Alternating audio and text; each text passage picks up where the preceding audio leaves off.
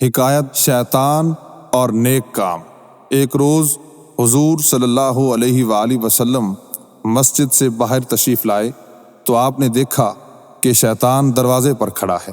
حضور صلی اللہ علیہ وآلہ وسلم نے فرمایا، تم یہاں کیوں آئے؟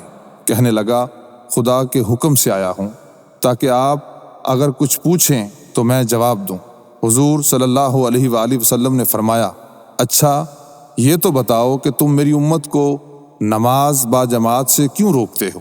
شیطان نے جواب دیا، یا محمد صلی اللہ علیہ وآلہ وسلم، آپ کی امت جب نماز پڑھنے کو نکلتی ہے تو مجھے سخت بخار ہو جاتا ہے، اور جب تک وہ نماز سے فارغ نہیں ہو جاتی میں بخار میں مبتلا رہتا ہوں۔ حضور صلی اللہ علیہ وآلہ وسلم نے پوچھا، اب یہ بتاؤ کہ تم میری امت کو قرآن پڑھنے سے کیوں روکتے ہو؟ شیطان نے جواب دیا، یا محمد صلی اللہ علیہ وآلہ وسلم، جب وہ قرآن پڑھتے ہیں تو میں سکے کی طرح پگھلنے لگتا ہوں۔ حضور صلی اللہ علیہ وآلہ وسلم نے پھر دریافت فرمایا کہ تم میری امت کو جہاد سے کیوں روکتے ہو؟ شیطان نے جواب دیا، یا محمد صلی اللہ علیہ وآلہ وسلم، آپ کے غلام جب جہاد کے لیے نکلتے ہیں تو میری قدموں میں بیڑیاں ڈال دی جاتی ہیں، اور جب تک وہ واپس نہیں آتے میں اسیر رہتا ہوں۔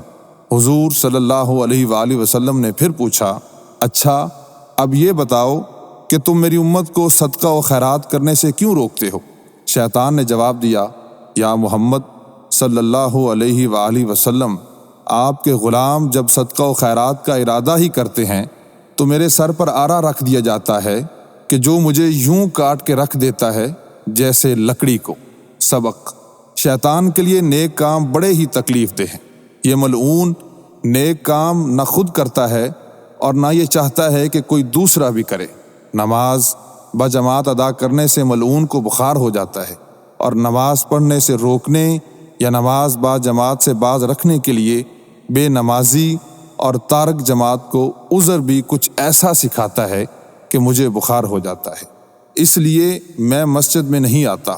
علماء اکرام جو نماز کے داعی اور نماز با جماعت پڑھنے کی تاکید کرتے رہتے ہیں، ان علماء اکرام کو دیکھ کر اگر کوئی شخص ملحدانہ جوش میں آ کر وہی بغض و عناد کا بخار نکالنے لگے تو سمجھ لیجئے کہ اسے بھی الحاد کا بخار ہو رہا ہے۔ قرآن پاک کی تلاوت سے مسلمانوں کے دل تو خشیت الہی سے موم ہو جاتے ہیں، چنانچہ خدا فرماتا ہے، تقشعر منہ جلود الذین یخشون ربہم ثم تلین جلودہم وقلوبہم الی ذکر اللہ۔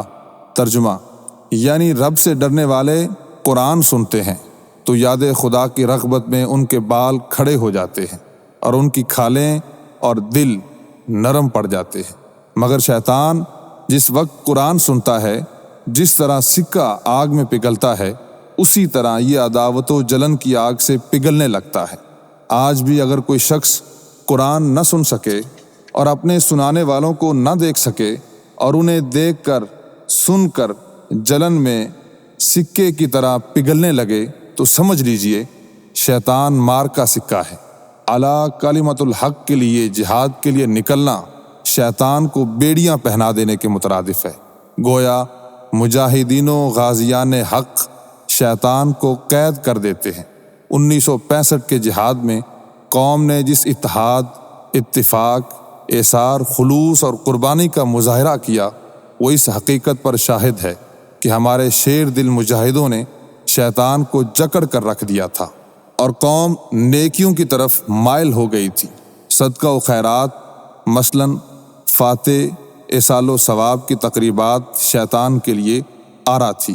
یہ جہاں کہیں ایصال ثواب و فاتح کی مجلس دیکھتا ہے تو ملعون یوں کٹ جاتا ہے جیسے آرا سے لکڑی کٹ جاتی ہے، لہٰذا اس ملعون کو آرا کے نیچے لے آنا چاہیے۔